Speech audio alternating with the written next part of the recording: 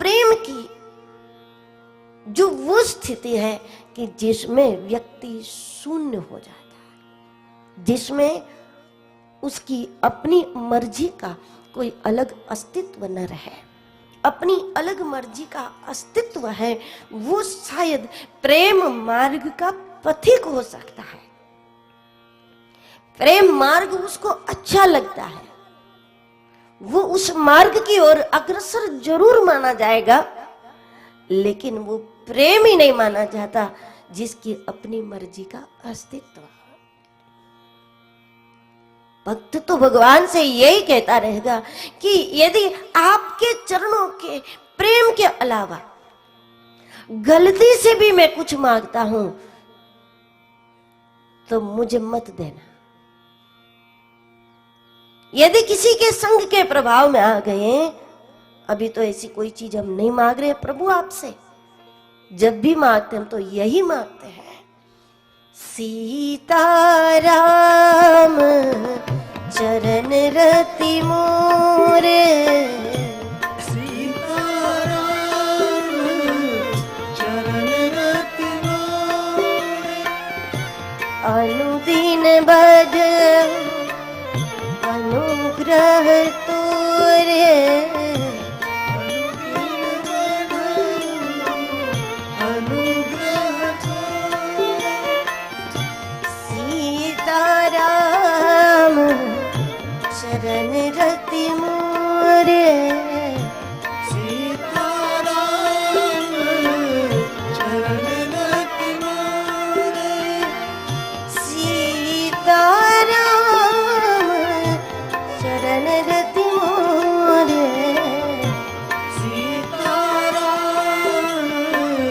चरण रति मोरे, अनुदिन बढ़हि अनुग्रह तोरे, अनुदिन बढ़हि अनुग्रह तोरे।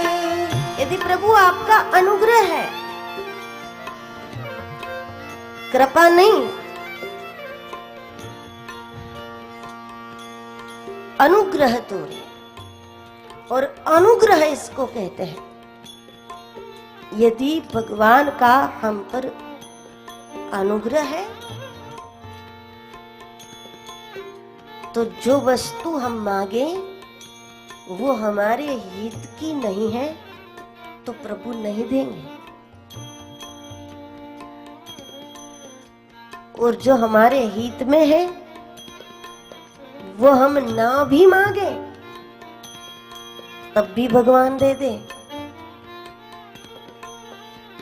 जो हमारे हित में है वो हम न चाहे तो जबरन दे दे, इसको अनुग्रह कहते हैं। बच्चा स्नान करना नहीं चाहता तो मां जबरन कराती, बच्चा स्पष्ट कह देगा हम नहीं चाहते, हमें नहीं करना है स्नान, हम नहीं चाहते नहीं करते, आपको क्या मतलब? तो माँ उसको कहती है कि तुम्हारे चाहने न चाहने से कोई फर्क नहीं पड़ता, मैं कब पूछा तुम्हें कि तू क्या चाहता है? बच्चा कहेगा मैं स्नान करना नहीं चाहता, तो माँ कहेगी मैंने कब पूछा कि तू क्या चाहता है? तू स्नान करना चाहता है कि नहीं, मैं कब पूछा? क्योंकि तुम चाहते हो नहीं चाहते हो इससे मुझे कोई मतलब नहीं है, मुझे मतलब है कि मैं स्नान करा दूं तुम्हें बस। और बच्चा नहीं चाहता तो जबरन उसको पकड़ कर के माँ उसको स्नान करा देती है। और पिताजी का स्वभाव ऐसा होता है कि जब तक बच्चे ने स्नान नहीं किया, श्रृंगार नहीं किया, तब तक पिताजी उसको कहीं नहीं ले जाते, गोद में भी नहीं बैठाते, घूमने भी नहीं ले जाते। जब माँ ने उसको जबरन पकड़कर स्नान कराया, श्रृंगार कर दिया, तो पिताजी कहेंगे चलो हमारे साथ, उसको गोद में ले लेंगे, उसको घूमने ले जाएंगे, तब बच्चे को पता चलता है कि माँ परेशान नहीं कर रही थी, माँ मुझे धन्य कर रही थी। अनुग्रह इसको कहते हैं। जब भगवान अनुग्रह करते हैं तो हमारे हित में जो है वो हम मांगना भूल भी जाए तो भगवान जबरदस्ती दे दे हमको, और जो हमारे हित में नहीं है वो वस्तु हम बार बार मांगे, हम रो रो के मांगे, तब भी भगवान वो चीज हमें न दे जो हमारे हित में न हो। जिसकी अपनी मर्जी का अस्तित्व है वो प्रेम मार्ग के यात्रिक शायद हो सकते हैं, लेकिन उसको प्रेमी नहीं कहा जाता। प्रेमी वो होता है उसकी अपनी मर्जी का कोई अस्तित्व नहीं होता। भगवान की मर्जी ही उनकी मर्जी होती है, और इसलिए वो अवस्था ऐसी है कि इसको समझ पाना आसान नहीं है।